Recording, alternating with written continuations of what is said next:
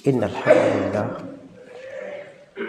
الحمد لله نحمده ونستعينه ونستغفره ونؤمن به ونتوكل عليه ونعوذ بالله من شرور أنفسنا ومن سيئات أعمالنا من يهد الله فلا مضل له ومن يضلله فلا هادي له وأشهد أن لا إله إلا الله وأشهد أن محمدا عبد الله ورسوله بعد أعوذ بالله من الشيطان الرجيم يا أيها الذين آمنوا اتقوا الله حق تقاته ولا تموتن إلا وأنتم مسلمون يا أيها الناس اتقوا ربكم الذي خلقكم من نفس واحدة وخلق منها زوجها وبث منهما رجالا كثيرا ونساء واتقوا الله الذي تساءلون به والأرحم إن الله كان عليكم رقيبا يا أيها الذين آمنوا اتقوا الله وقولوا قولا سديدا يصلح لكم أعمالكم ويغفر لكم ذنوبكم ومن يطع الله ورسوله فقد فاز فوزا عظيما أما بعد فإن خير الحديث كتاب الله وخير الهدي هدي محمد صلى الله عليه وسلم فإن شر الأمور محدثاتها وكل محدثة بدعة وكل بدعة ضلالة وكل ضلالة في النار وقال سبحانه وتعالى في كلامه المجيد والفرقانه الحميد أعوذ بالله من الشيطان الرجيم بسم الله الرحمن الرحيم والعصر إن الإنسان لفي خسر إلا الذين آمنوا وعملوا الصالحات وتواصوا بالحق وتواصوا بالصبر وقال تعالى كل أمة أجل فإذا جاء أجلهم لا يستأخرون ساعة ولا يستقدمون إلى آخر الآية. وقال النبي الأمين صلى الله عليه وسلم في الحديث كن في الدنيا كأنك غريب أو عابر السبيل وعد نفسك من أهل الكفر عباد الله কুসি নফসি ইয়াকুম বিতাকওয়াল্লাহ। আমি আমাকে এবং আপনাদেরকে আল্লাহ সুবহানাহু ওয়া তাআলার ব্যাপারে তাকওয়া নীতি অবলম্বন করার উপদেশ দিচ্ছি। অতঃপর সমস্ত প্রশংসা গুণগান তারিফ আল্লাহ সুবহানাহু ওয়া তাআলার জন্য, যিনি আমাদেরকে কর্মচঞ্চল জীবন থেকে অবসর দিয়ে সৃষ্টির শ্রেষ্ঠ দিন ইয়াউমুল জুমাআতে জুমার সালাত আদায়ের লক্ষ্যে মসজিদে আসার তৌফিক দান করেছেন। সেই মহিয়ান গরিয়ান মহাবিশ্বের একচ্ছত্র অধিপতি রাজাধিরাজ আল্লাহ তাবারক ওয়া তাআলার বারগাহে কালিমাতুশ শুকর আদায় করছি তারই শিখে দেওয়া ভাষায় আলহামদুলিল্লাহ। শান্তির অগণিত বারিধারা বর্ষিত হোক নবী মুহাম্মদুর রাসূলুল্লাহ সাল্লাল্লাহু আলাইহি ওয়াসাল্লামের উপর, যার মাধ্যমে আল্লাহ সুবহানাহু ওয়া তাআলা দ্বীনুল ইসলামকে পরিপূর্ণতা দান করেছেন, যার মাধ্যমে প্রত্যেকটি আহকাম আমাদেরকে পুঙ্খানুরূপে বর্ণনা করিয়েছেন, যার অনুকরণ প্রত্যেকটি মানুষের জন্য আবশ্যক করেছেন, যার অনুকরণ ব্যতীত চূড়ান্ত দিবসে কোনো মানুষের কোনো আমল কোনো কাজেই আসবে না।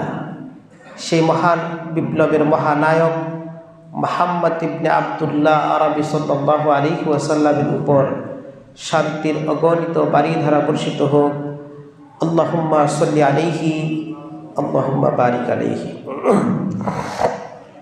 অতঃপর সম্মানিত মুসল্লিয়ানে কেরাম, আমরা জেনে নেই অধ্যকার জুমার খুতবার বিষয়।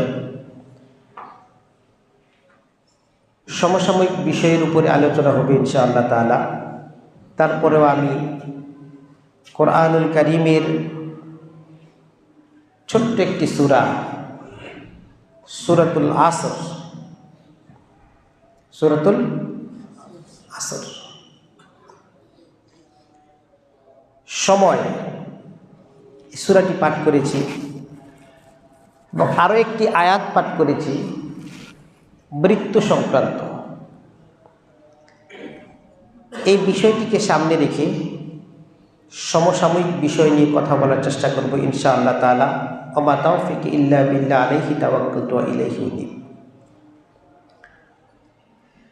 আমাদের জুমার খুতবার সময় অত্যন্ত সংক্ষিপ্ত হয়ে থাকে, এজন্য ভূমিকায় না গিয়ে শুরুতেই আমরা মূল আলোচনায় চলে যাই। আল্লাহ সুবহানাহু ওয়া তাআলা সূরাতুল আসরে, আমরা সবাই জানি এটার বঙ্গানুবাদ, মোটামুটি অধিকাংশ মানুষ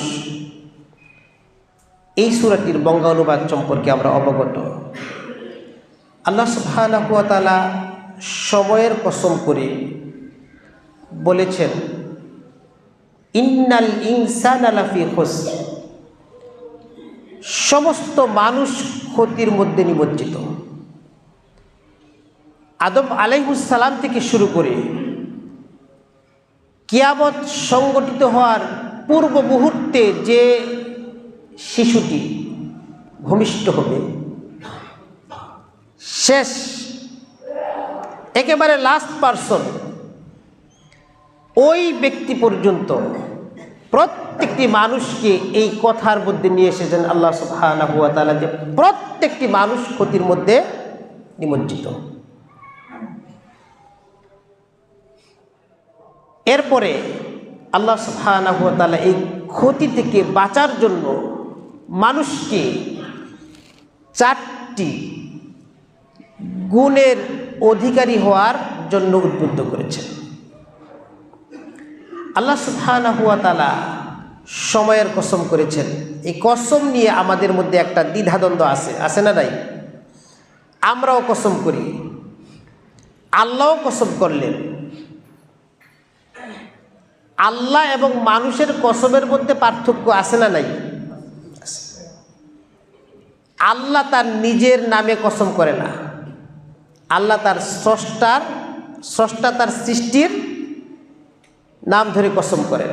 যেমন রাতের কসম করেছেন, রাত নির্গত হওয়ার কসম করেছেন, নক্ষত্রের কসম করেছেন। আপনি 30তম পারা, যেটাকে আমরা আম্মা পারা বলি, শেষ পারা, ওখানে অধিকাংশ সূরার সূচনা লগ্নেই দেখবেন আল্লাহ সুবহানাহু ওয়া তাআলা কসম করেছেন। বিভিন্ন বস্তুর প্রায় 52-এর অধিক বস্তু নিয়ে আল্লাহ সুবহানাহু ওয়া তাআলা কোরআনুল কারীমে কসম করেছেন। দিন রাত, গ্রহ নক্ষত্র, সময়, এই ধরনের বহু বিষয়, স্থান, ফলের কসম, যেমন সূরাতুত তিনে আল্লাহ সুবহানাহু ওয়া তাআলা তিনের কসম করেছেন, জাইতুনের কসম করেছেন, তুর পর্বতের কসম করেছেন, মক্কা নগরীর কসম করেছেন। এরপরে বলছেন লাকাদ খালাকনাল ইনসানা ফি আহসানি তাকওয়িম।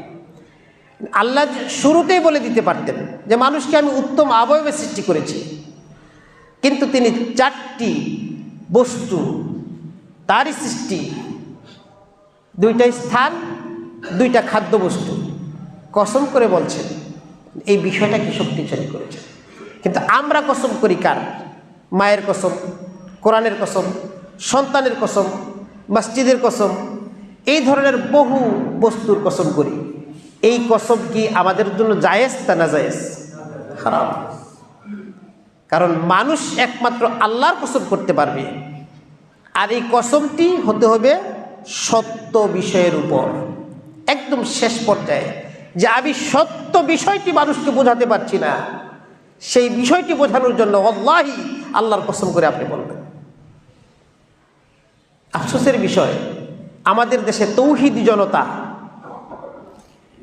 জানেই না কোন বিষয়ে কসম করতে হবে, অথচ তৎকালীন 1450 বছর আগের মক্কার জাহেল মুশরিকরা জানতো যে কসম করলে আল্লাহর নামে কসম করতে হবে, তারা আল্লাহর নামে কসম করত। তাহলে তাদের এই মুশরিকদের ঈমান এবং তৌহিদি জনতার ঈমানের মধ্যে পার্থক্য আছে। তারা লা ইলাহা ইল্লাল্লাহ স্বীকৃতি দেয়নি, কিন্তু তারা কিন্তু আল্লাহর নামে কসম করত, আল্লাহকে তারা বিশ্বাস করত, তাদের সন্তানদের নাম রাখত আব্দুল্লাহ। সম্মানিত উপস্থিতি, এরপরে আল্লাহ সুবহানাহু ওয়া তাআলা মানুষ ক্ষতিগ্রস্তদের অন্তর্ভুক্ত বলে দিয়েছেন। কসম করার পরে সরাসরি বলতে পারতেন, কিন্তু কসম করে এই বিষয়টির গুরুত্বটাকে বুঝিয়েছেন। ইল্লাল্লাযীনা আমানু, 4 ধরনের মানুষের মধ্যে প্রথমেই আল্লাহ সুবহানাহু ওয়া তাআলা ঈমানদারদের বিষয়টা নিয়ে আসছেন, যারা ঈমান এনেছে। এখন আমি আপনি বলতে পারি যে আমরা তাহলে বেঁচে গেলাম, 4 ধরনের গুণ অর্জন করতে হবে। এর মধ্যে প্রথম যে গুণটি সেটা হচ্ছে ইল্লাল্লাযীনা আমানু, ঈমান আনয়ন করা। তাহলে আমি ঈমান এনেছি। 95% 90% মুসলিমদের দেশে আমি ঈমান আনিনি, এটা বলা যাবে? প্রত্যেকে ঈমান এনেছে। আল্লাহ সুবহানাহু ওয়া তাআলা এই ঈমানদারদেরকে বলছেন, ইয়া আইয়ুহাল্লাযীনা আমানু আমিনু কামা আমানান নাস, হে ঈমানদারগণ তোমরা ঈমান আনো। এখন আমরা যারা বলছি যে আমরা তো ঈমান এনেছি, 4 গুণে গুণান্বিত হওয়ার প্রথম যে গুণ ঈমান আনো, আমরা তো ঈমান এনেছি। এখন আল্লাহ যে আবার বলছেন ঈমানদারদেরকে ঈমান আনার কথা, আমরা এখন ধরা খেয়ে গেলাম কিনা? তার মানে বোঝা গেল ঈমান আনার পরেও আমরা ঈমানদার নই। সূরা ইউসুফের 104 নম্বর আয়াতে আল্লাহ সুবহানাহু ওয়া তাআলা বলছেন, ওয়ামা ইউমিনু আকতারুহুম বিল্লাহি ইল্লা ওয়া হুম মুশরিকুন, অধিকাংশ লোক আল্লাহর প্রতি ঈমান আনার পরেও কি মুশরিক। তাহলে বোঝা গেল যে আমি আপনি যে ঈমানের দাবি করছি, সেই ঈমান দিয়ে আল্লাহর কাছে ঈমানদার প্রমাণ করার কোনো রাস্তাই খুঁজে পাবো না, যদি আমি প্রকৃতপক্ষেই কামা আমানান নাস, অর্থাৎ যারা ঈমানকে এনেছিল তারা কারা? সাহাবায়ে কেরাম, তাদের মতো ঈমানকে না আনি। ঈমান আনার পরেও সৃষ্টির কাছে সহযোগিতা চাওয়া, তার কি ঈমান থাকবে? আমাদের দেশের সাবেক মৃত এক প্রেসিডেন্ট 2018 নির্বাচনে তিনি শাহজালালের মাজার থেকে তার নির্বাচনী প্রচারণা শুরু করেছেন। উনি যেহেতু একজন সাবেক প্রেসিডেন্ট ছিলেন, সাংবাদিকরা হুমড়ি খেয়ে পড়েছে, বলল স্যার আপনি শাহজালালের মাজারে এসেছেন, তো কারণটা ব্যাখ্যা করবেন।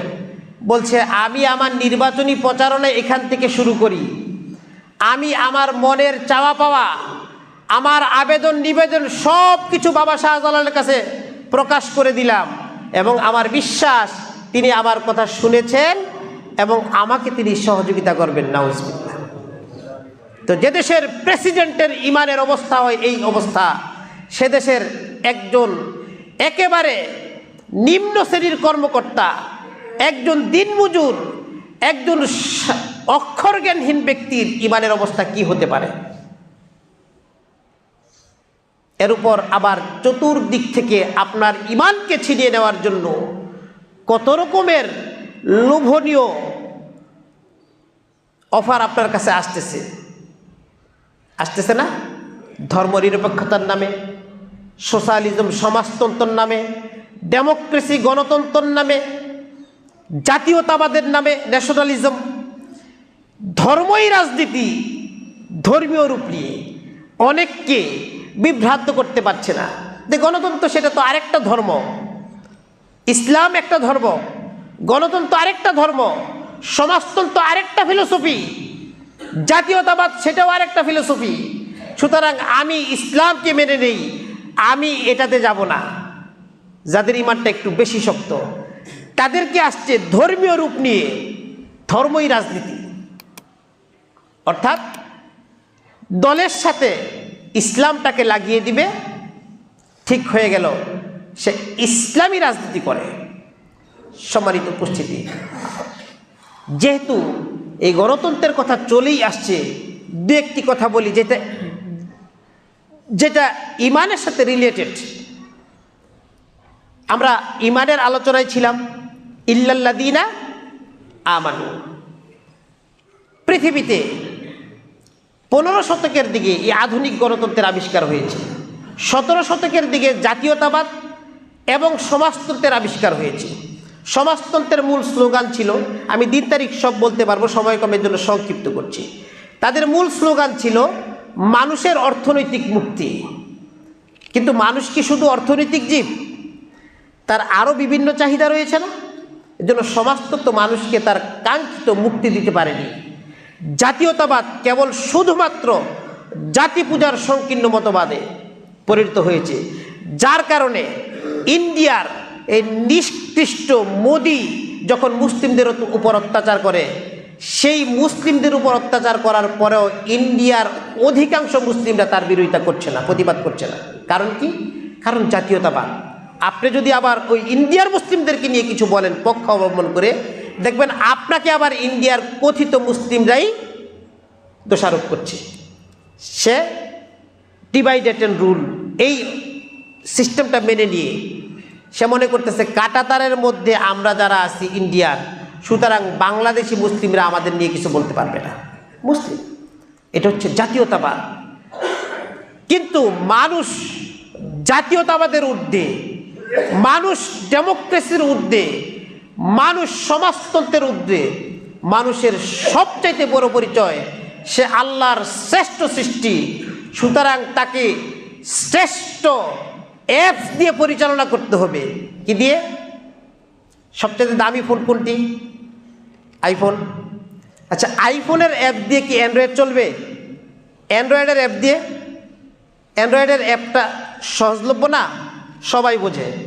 আমি যদি মনে করি যে অ্যান্ড্রয়েডের অ্যাপ আইফোনে সেট করব, আইফোন কি চলবে? সম্মানিত উপস্থিতি, এই আইফোন তার কোম্পানির জন্য নিজস্ব অ্যাপ তৈরি করে ওখানে সেটিং করে দিয়েছে, ওই অ্যাপ দিয়েই চালাতে হবে। সুতরাং সবচাইতে শ্রেষ্ঠ সৃষ্টি হচ্ছে মানুষ। এই মানুষের জন্য আল্লাহ সুবহানাহু ওয়া তাআলা শ্রেষ্ঠ অ্যাপ দিয়ে দিয়েছেন, সেটা হচ্ছে আল কোরআনুল কারীম, যেটা শ্রেষ্ঠ একটি স্থান লৌহে মাহফুজে সংরক্ষিত ছিল। ওখান থেকে মানুষের প্রত্যেকটি দিক ও বিভাগ সংস্কার করার জন্য, সংশোধন করার জন্য, সাজানোর জন্য এই অ্যাপটি আল্লাহ সুবহানাহু ওয়া তাআলা নবুয়তের দীর্ঘ 23 বছরের জীবনে আল্লাহ রসুল সাল্লাল্লাহু আলাইহি ওয়াসাল্লামের উপর প্রেক্ষাপট অনুযায়ী নাজিল করেছেন। সুবহানাল্লাহ। সুতরাং আমাকে আপনাকে ওই অ্যাপ দিয়ে চালাতে হবে।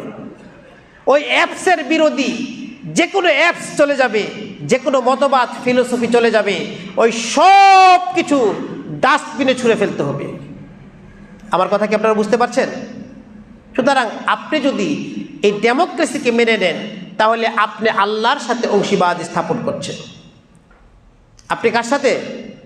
আল্লাহর সাথে, রবের সাথে। যেই রব আমাদেরকে সৃষ্টি করেছেন, যেই রবের কাছে আবার আমাদেরকে ফিরে যেতে হবে, কোনো সুযোগ নাই। জনগণ ক্ষমতার উৎস, সকল ক্ষমতার উৎস, এটা আপনি মেনে নেবেন ইমানদার হয়ে? মেজরিটি মাস্ট বি গ্যারান্টিড, অধিকাংশের রায় চূড়ান্ত, এটা আপনি মেনে নেবেন? ইসলামে কার রায় চূড়ান্ত? আল্লাহর রায়। গণতন্ত্রে কার রায় চূড়ান্ত? জনগণের রায়, অধিকাংশের রায়। সুতরাং এই কথাটা আল্লাহর সাথে সাংঘর্ষিক। আল্লাহর সাথে অংশীবাদ স্থাপন করা হয়, আপনার ঈমান নষ্ট হয়ে যাচ্ছে। সুতরাং তওবা করে আবার আপনাকে ঈমান আনতে হবে, সে যত বড় নেতা হোক। আব্রাহাম লিঙ্কন থেকে শুরু করে একেবারে পৃথিবীর যত বাঘা বাঘা নেতা আছে, এখন যত তেনাপোনা আছে, সব যদি সে মুসলিম দাবি করে, এই কথা থেকে তাকে ফিরে আসতে হবে। গণতন্ত্রের মধ্যে শিরিক একেবারে ডাস্টবিনের পোকার মতো কিলিবিলি করছে। আপনাকে দুইটা জিনিস দেখাইলাম এর মধ্যে। এক, জনগণ সকল ক্ষমতার উৎস, ইসলামে আল্লাহ সকল ক্ষমতার উৎস। 2, মেজরিটি মাস্ট বি গ্যারান্টেড, অধিকাংশের রায় চূড়ান্ত, ইসলামে আল্লাহর রায় চূড়ান্ত। সুতরাং আপনাকে ফিরে আসতে হবে সমস্ত মতবাদ পিছনে ফেলে। আল্লাহ যে মতবাদটা দিয়েছেন, আল্লাহ যে মতামতটা দিয়েছেন, যে ফিলোসফিটা দিয়েছেন, ইন্না দীনা ইনদাল্লাহি ইসলাম, এখানে আপনাকে ফিরে আসতে হবে যেখানেই থাকেন। কারণ এর বাহিরে যদি আপনি কোনো কিছু তালাশ করেন তাহলে আমি আপনি ক্ষতিগ্রস্ত হয়ে যাব। সম্মানিত উপস্থিতি, আমরা এই রাষ্ট্র ক্ষমতা অর্জন করার জন্য পৃথিবীতে এত ছুটাছুটি করছি, অথচ আল্লাহ সুবহানাহু ওয়া তাআলা এই পৃথিবীতে 1,24,000 নবী এবং রাসূল পাঠিয়েছেন। কয় লক্ষ? 1,24,000 নবী এবং রাসূল। আমরা কয়জনের সাথে পরিচিত? আমরা 25 জন নবী এবং রাসূলের সাথে পরিচিত, কারণ আল্লাহ এই 25 জনের নাম কোরআনুল কারিমে উল্লেখ করে দিয়েছেন। আর বাকিদের উপর আমরা কি আনবো? ঈমান আনবো। আমানতু বিল্লাহি ওয়া মালাইকাতিহি ওয়া কুতুবিহি ওয়া রুসুলিহি। ঈমানের যে 6টি মূল স্তম্ভ, ইসলামের স্তম্ভ 5টি আর ঈমানের স্তম্ভ 6টি। সুতরাং এর মধ্যে রসুলিহি এই 1,24,000 আছে। আমরা 25 জনের নাম জানি, বাকিদের নাম জানি না, তাদের উপর ঈমান আনছি।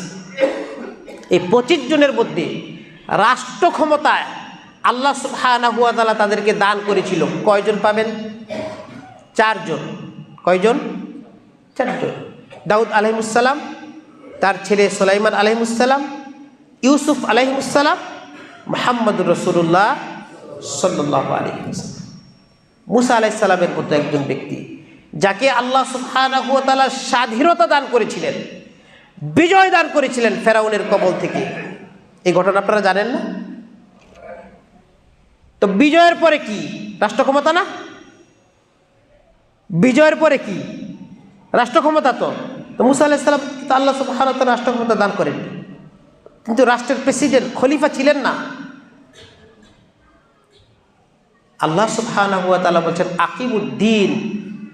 পৃথিবীর সমস্ত তাফসীরকারকরা যেখানে আকিমুদ্দিন অর্থ বলেছেন আকিমুত তাওহীদ, সেখানে একজন এই ভারতীয় উপমহাদেশের একজন ব্যক্তি আবুল আলা মওদুদী তিনি বলেছেন আকিমুদ্দিন মানে ইকামতে হুকুমত, হলো যিনি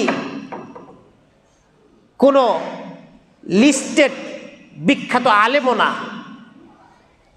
তার একটা ভুল ব্যাখ্যা আপনি দিয়ে দিচ্ছেন। তার আগে পরে কোনো তাফসীরকারক এই তাফসীর করেনি যে আকিমুদ্দিন মানে ইকামতে হুকুমত। সম্মানিত উপস্থিতি, মুহাম্মদ রাসূলুল্লাহ সাল্লাল্লাহু আলাইহি ওয়াসাল্লামকে যখন তিনি মানুষকে এই দাওয়াত দিলেন, ইয়া আইয়ুহান নাস কুলু লা ইলাহা ইল্লাল্লাহ তুফলিহুন, তখন কাফেররা বিভিন্ন পন্থায় এই দাওয়াতকে বন্ধ করতে চাইল। এক পর্যায়ে মুহাম্মদ সাল্লাল্লাহু আলাইহি ওয়াসাল্লামের কাছে এক প্রস্তাব নিয়ে গেল, লোভনীয় প্রস্তাব। তার মধ্যে একটি ছিল যে তোমাকে আমরা রাষ্ট্র ক্ষমতায় অধিষ্ঠ করে দিই, তুমি আমাদের নেতা হয়ে যাও, তুমি আমাদের প্রধানমন্ত্রী হয়ে যাও, কিন্তু শর্ত কি? এই দাওয়াতটা বন্ধ করে দাও। কিসের দাওয়াত? তাওহীদের দাওয়াত। যে এই দাওয়াত কি বন্ধ করার উপায় আছে? কারণ আল্লাহ সুবহানাহু ওয়া তাআলা 1,24,000 নবী এবং রাসূলদেরকে এই জনপদে পৃথিবীতে মানুষের কাছে পাঠিয়েছেন একটাই মিশন নিয়ে, সেটা হচ্ছে আনি ইবুদুল্লাহ ওয়াজতানিবুত তাগুত, আল্লাহর ইবাদতের দিকে মানুষকে আহ্বান করা, তাগুতের অনুসরণ থেকে মানুষকে বিরত রাখা। তাহলে তারা যে শর্ত দিল যে তাগুতের দিকে মানুষ থাক, তুমি আল্লাহর ইবাদতের দিকে, আল্লাহর দিকে মানুষকে ডেকো না, বিনিময়ে তুমি পাবে এই রাষ্ট্রে সবচাইতে পলিটিক্যাল পাওয়ারফুল পার্সন হবে তুমি। এই অফার দিল। আরও অফার দিল যে তুমি এই আরবের সবচাইতে ধনী ব্যক্তি হয়ে যাবা এবং অনধিক 10টি সুন্দরী রমণী তোমার অধীনস্থ হয়ে থাকবে, তোমার স্ত্রী। সম্মানিত উপস্থিতি, এই লোভনীয় অফার পেলে আমরা কি করতাম? দাওয়াত বন্ধ করে বঙ্গভবনে গিয়ে বসে থাকতাম না? কিন্তু আমার আপনার লক্ষ্য কি বঙ্গভবন? একজন ইমানদারের লক্ষ্য কি? জান্নাত। সুতরাং তিনি যদি সেদিন মনে করতেন যে আমি আগে রাষ্ট্র ক্ষমতাটা নেই, চেয়ারে বসি, তারপরে সবাইকে সংস্কার করে দিব। তাহলে কি ইসলাম আজকে পর্যন্ত পৌঁছিত? পৌঁছাতো না। তিনি বুঝলেন মানুষের মনোজগৎ পরিবর্তন করতে হবে। মানুষের মনের মধ্যে শিরিকের যেই জমাট বাঁধা জং ধরে আছে, ময়লা পড়ে আছে, এটাকে পরিষ্কার করতে হবে। সেটা কিসের? ওহির আলোকে। সম্মানিত উপস্থিতি, কাজেই ইসলামে রাষ্ট্র ক্ষমতা অর্জন করতে পেরেছেন কি পেরেছেন না, রাষ্ট্রীয়ভাবে আপনি ইসলাম কায়েম করতে পেরেছেন কি পেরেছেন না, এই প্রশ্ন কি কবরে আসবে? ওই সাবজেক্টটা কবরের সাথে আছে সংযুক্ত? নাই। আপনি কেন হচ্ছেন? আল্লাহ রসুল সাল্লাল্লাহু আলাইহি ওয়াসাল্লাম বলছেন যে পৃথিবীতে নবুয়ত থাকবে, নবুয়তের পরে এই পৃথিবীতে খেলাফা আসবে নবুয়তি পদ্ধতিতে। আল্লাহ যতদিন চান ততদিন এই খেলাফা থাকবে। অতঃপর পৃথিবীতে আসবে অত্যাচারী শাসকদের যুগ, রাজাদের যুগ, বাচ্চাদের যুগ। আল্লাহ যতদিন চান এই অত্যাচারী রাজাদেরকে রেখে দিবেন। অতঃপর আসবে এই পৃথিবীতে জালেমবাজদের শাসক, যারা জুলুম করবে। কয়টা হলো? 4 স্তর না? আল্লাহ রসুল বলছেন অতঃপর তুম্মা খেলাফাতিন আলা মিনহাজিন নবুওয়াহ, অতঃপর আবার পৃথিবীতে খেলাফা প্রতিষ্ঠা হবে নবুয়তি পদ্ধতিতে। তাহলে নবুয়ত তো চলে গেল এক স্তর। দ্বিতীয় স্তর খেলাফা, খেলাফা চলে গেছে পৃথিবী থেকে। 1924 সালে খেলাফা বিলুপ্ত হয়েছে পৃথিবী থেকে। 1924 সালে, খুব বেশি দিন আগের কথা না তো। 1924 সালে তুর্কিতে সর্বশেষ উসমানীয় বা অটোমান সাম্রাজ্য, যেটা উসমানীয় খেলাফা, এটার পতন হয়েছে 1924 সালে।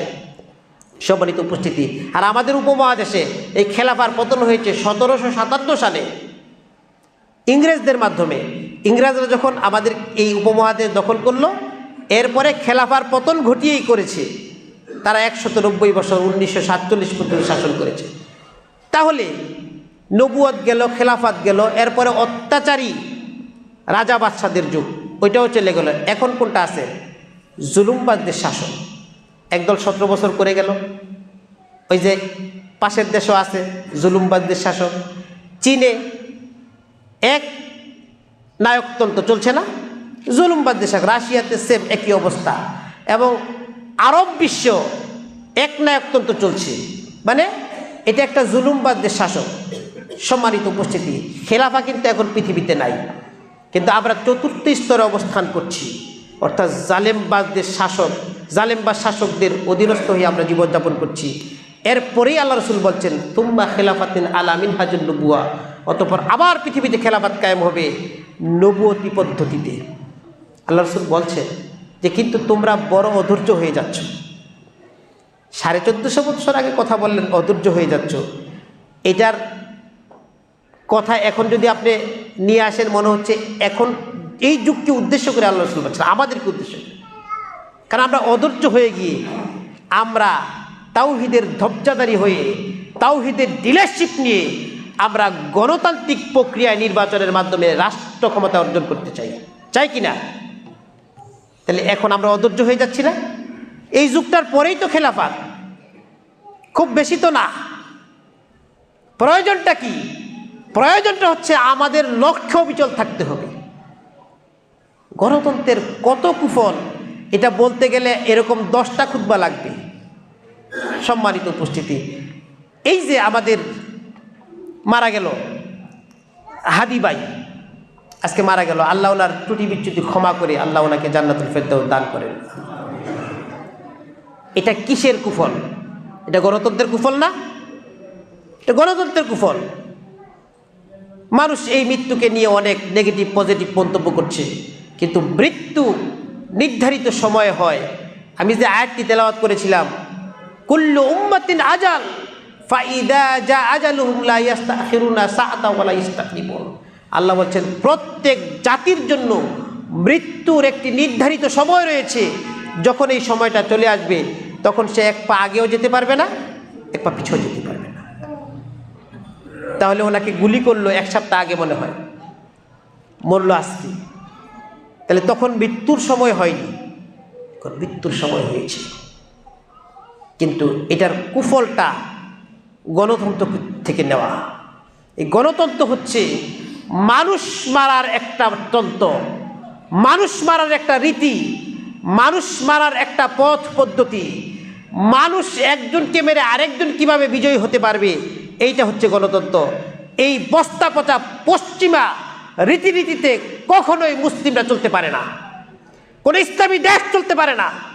সুতরাং আমাকে আপনাকে এখনই সিদ্ধান্ত নিতে হবে, আপনি আমি কি করব। একটা ইসলামী দলও বলল না যে আমরা ক্ষমতায় গিয়ে অথবা ক্ষমতায় যাওয়ার আগেই আমরা ইসলামী খেলাফতের দাবিতে আন্দোলন করলাম, বলছে একটা রাজনৈতিক দল। প্রত্যেক রাজনৈতিক দলে ইমানদার লোক আছে না? সালাত আদায়কারী লোক আছে না? আখিরাতে বিশ্বাসী লোক আছে না? ইসলামের প্রত্যেকটি আহকাম সে মেনে নেয় অন্তর দিয়ে, এই ধরনের লোক আছে প্রত্যেকটা রাজনৈতিক দলে। ইসলামিক লেভেলে যারা করে তারা তো আসি, যারা ইসলামিক লেভেল ছাড়া আওয়ামী লীগ, বিএনপি, জাতীয় পার্টি, আরও অন্যান্য গণপরিষদ, এনসিপি যারা করে, তাদের নামে দলের সাথে তো ইসলামিক লেভেল নাই। তাদের মধ্যে ইমানদার লোক আছে না? তারা কোনোদিন বলেছে যে আমরা ইসলামী খেলাফত কায়েম করব? এটা বলবে না, কারণ এটা বললে এই পুঁজিবাদী ব্যবসা টিকবে না। সুতরাং আমরা আপনাকে উদাত্ত আহ্বান জানাচ্ছি, রাজতন্ত্রে রাজার নীতি চূড়ান্ত, গণতন্ত্রে জনগণের নীতি রায় চূড়ান্ত, আর খেলাফতে আল্লাহর রায় চূড়ান্ত। সুতরাং আপনাকে সিদ্ধান্ত নিতে হবে আপনি কোন পথে যাবেন। আপনি যেই পথে যান আমাদের কোনো আপত্তি নেই, কিন্তু আমাদের উদাত্ত আহ্বান থাকবে আপনারা খেলাফতের পথে চলেন। আমরাও খেলাফতের পথে চলছি ইনশাআল্লাহ। আল্লাহ আমাদের তৌফিক দান করেন। সম্মানিত উপস্থিতি, আমাদের সময় শেষ, 2 মিনিটের মধ্যে আমি শেষ করে দিব। এরপরে আল্লাহ সুবহানাহু ওয়া তাআলা বলছেন আমলে সলেহ কথা। আমরা প্রত্যেকেই আমাদের ফরজ যে আহকামগুলি, এগুলির পাশাপাশি আমরা নফল ইবাদতগুলি করব, আমলে সলেহ করব। কারণ আমলে সলেহ করা ছাড়া আমি আপনি কখনোই আমার যে লক্ষ্য জান্নাত, ওখানে যেতে পারবো না। আল্লাহ রাসূল বলছেন লা ইলাহা ইল্লাল্লাহ হচ্ছে জান্নাতের চাবি। সুতরাং তুমি এই জান্নাতের চাবিটা নিয়ে এসো, কিন্তু শুধু চাবি আনলে হবে না, প্রত্যেক চাবির মধ্যেই দাঁত থাকে, তোমাকে কিন্তু দাঁতওয়ালা চাবি আনতে হবে। এই লা ইলাহা ইল্লাল্লাহ হচ্ছে জান্নাতের চাবি, আর চাবির দাঁত হচ্ছে আমলে সলেহ। সুতরাং আমাকে আপনাকে আমলে সলেহ করতে হবে। ওয়াতাওয়াসাউ বিল হক। আপনার সামনে মৃত্যু, আপনি মৃত্যু পরোয়া নিয়ে ঘুরছেন, আপনাকে যে কোনো সময় ঘাতক বুলেটের মাধ্যমে, ফাঁসির মাধ্যমে, অগ্নিকুণ্ডে নিক্ষিপ্ত হওয়ার মাধ্যমে, ধারালো অস্ত্রের আঘাতে হত্যা করতে পারে। এই অবস্থায় আপনাকে হকের পথে থাকতে হবে, হকের কথা বলতে হবে, হকপন্থীদের সাথে থাকতে হবে। এটা কার কথা? আল্লাহর কথা। এবং এই হকপন্থীদের সাথে থাকতে গিয়ে, হকের পথে চলতে গিয়ে, হক কথা বলতে গিয়ে আপনার উপর বিপদ আপদ চলে আসবে, বালা মুসিবত আসবে। এই সময় আপনাকে কী করতে হবে? ধৈর্য ধারণ করতে হবে। এই 4টি গুণের অধিকারী হতে পারলে এই ক্ষতিগ্রস্ত মানুষদের থেকে আমি আপনি বেঁচে থাকতে পারব। সুতরাং আমরা আপনাদেরকে উদাত্ত আহ্বান জানাচ্ছি, এই প্রচলিত যত মানবরচিত তন্ত্রমন্ত্র তাবাত মাবাত রয়েছে, সব কিছুকে ডাস্টবিনে ছুঁড়ে ফেলে দিয়ে আপনি নির্ভেজাল ওহির পথে ফিরে আসুন। আল্লাহ আপনাকে ডাকছে, আল্লাহর প্রতিনিধি যারা পৃথিবীতে তারা আপনাদেরকে ডাকছে। আল্লাহ আমাদের সবাইকে তৌফিক দান করেন। আল্লাহ আমাদের সকলকে ক্ষমা করে দেন। আল্লাহ আমাদের সকলকে ক্ষমা করে জান্নাতীদের অন্তর্ভুক্ত করে নেন। আল্লাহ আমাদের মধ্যে যারা পূর্বে মৃত্যুবরণ করেছে ঈমানের সাথে, তাদেরকে ক্ষমা করে জান্নাতুল ফেরদাউস দান করেন। আমাদের মধ্যে যারা অসুস্থ রয়েছে আল্লাহ সবাইকে শেফায়ে আজেলা কামেলা দান করেন। আমাদের মধ্যে যারা যে সমস্যায় রয়েছে, সামাজিক, পারিবারিক, মানসিক, শারীরিক, অর্থনৈতিক এবং রাষ্ট্রীয়, আল্লাহ সবার সমস্যাকে সমাধান করে দেন। আমাদের যে ভাই মারা গেল, হাদি ভাই, আমরা তার জন্য দোয়া করি। তার পন্থাটা ভুল হলেও তার মধ্যে একটা ইসলামের দরদ ছিল, তার মধ্যে সত্যটা সে বুঝতে পারত। হয়তো সে ওইভাবে দাওয়াতটা পায়নি যে এই তন্ত্রটা ইসলাম বিরোধী। সুতরাং আমরা তার জন্য দোয়া করছি, আল্লাহ যেন তাকে ক্ষমা করে জান্নাতুল ফেরদাউস দান করেন। এবং যারা নতুন বাংলাদেশ বিনির্মাণের স্বপ্ন দেখেছিলেন, তাদের স্বপ্নকে যারা কুক্ষিগত করেছে, তাদের স্বপ্ন সফল হতে যারা বাধা দিয়েছে, এই সমস্ত দেশ বিরোধী, ইসলাম বিরোধী চক্র যারা রয়েছে, আল্লাহ তাদেরকে অচিরেই ধ্বংস করে দিয়ে এই বাংলাদেশে একটি নির্ভেজাল তাওহীদ আন্দোলন প্রতিষ্ঠা করার তৌফিক দান করেন। আল্লাহ আমাদের সকলকে এর জন্য কবুল করে নেন। আজকে থেকে আপনারা যার যার জায়গা থেকে আওয়াজ তুলেন যে আমরা কোনো গণতন্ত্র চাই না, কোনো সমাজতন্ত্র চাই না, কোনো জাতীয়তাবাদ চাই না, ধর্মনিরপেক্ষতাবাদ চাই না, ধর্মই রাজনীতি চাই না। আমরা চাই আমাদের রাজনীতি হোক ইমারত ও খেলাফত। ইনশাআল্লাহ সবাই আওয়াজ তুলবেন তো? আল্লাহ আমাদের সবাইকে কবুল করে নিন। আকুলু কওলি হাযা আস্তাগফিরুল্লাহ লি ওয়া লাকুম ওয়া লিসাইরিল মুসলিমিন সুবহানাকাল্লাহুম্মা ওয়া বিহামদিক আশহাদু আল্লা ইলাহা ইল্লা আনতা আস্তাগফিরুকা ওয়া আতুবু ইলাইক। আসসালামু আলাইকুম ওয়া রাহমাতুল্লাহ।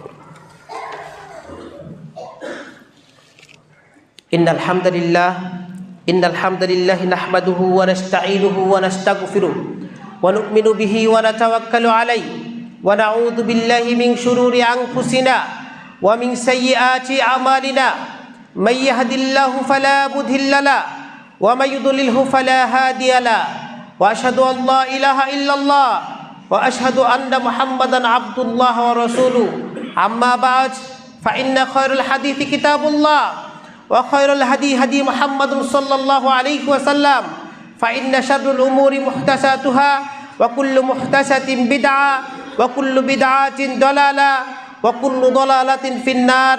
ওয়া ক্বালা সুবহানাহু ওয়া তাআলা ফি কালামিহিল মাজিদ ওয়াল ফুরকানিহিল হামিদ আউযু বিল্লাহি মিনাশ শাইতানির রাজীম ইন্নাল্লাহা ওয়া মালাইকাতাহু ইউসাল্লুনা আলান নবী ইয়া আইয়ুহাল্লাযীনা আমানু সাল্লু আলাইহি ওয়া সাল্লিমু তাসলিমা আল্লাহুম্মা সাল্লি আলা মুহাম্মাদ ওয়া আলা আলি মুহাম্মাদ কামা সাল্লাইতা আলা ইব্রাহিম ওয়া আলা আলি ইব্রাহিম ইন্নাকা হামিদুম মাজিদ আল্লাহুম্মা বারিক আলা মুহাম্মাদ ওয়া আলা আলি মুহাম্মাদ কামা বারাকতা আলা ইব্রাহিম ওয়া আলা আলি ইব্রাহিম ইন্নাকা হামিদুম মাজিদ।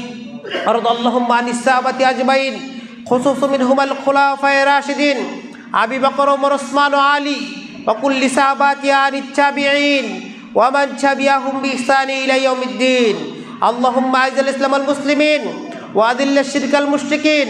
আল্লাহুম্মা আনসুর মান নাসারা দীন মুহাম্মদ ওয়াজআলনা মিনহুম আখযুল মান খাযানা দীন মুহাম্মদ ওয়া লা তাজআলনা মিনহুম। ইবাদাল্লাহ রাহিমাকুমুল্লাহ ইন্নাল্লাহা ইয়া'মুরু বিল আদলি ওয়াল ইহসান ওয়া ইতা'i যিল কুরবা ওয়া ইয়ানহা আনিল ফাহশাই ওয়াল মুনকারি ওয়াল বাগই ইয়া'iদুকুম লা'আল্লাকুম তাযাক্কারুন ওয়া যকুরুল্লাহা ইয়াযকুরুকুম উদউ ইয়াস্তাজিব লাকুম ওয়া লাযিকরুল্লাহি তাআলা আকবার আ'আজ্জু ওয়া আজাল্লু ওয়া আতাম্মু ওয়া হাম্মু আকবার।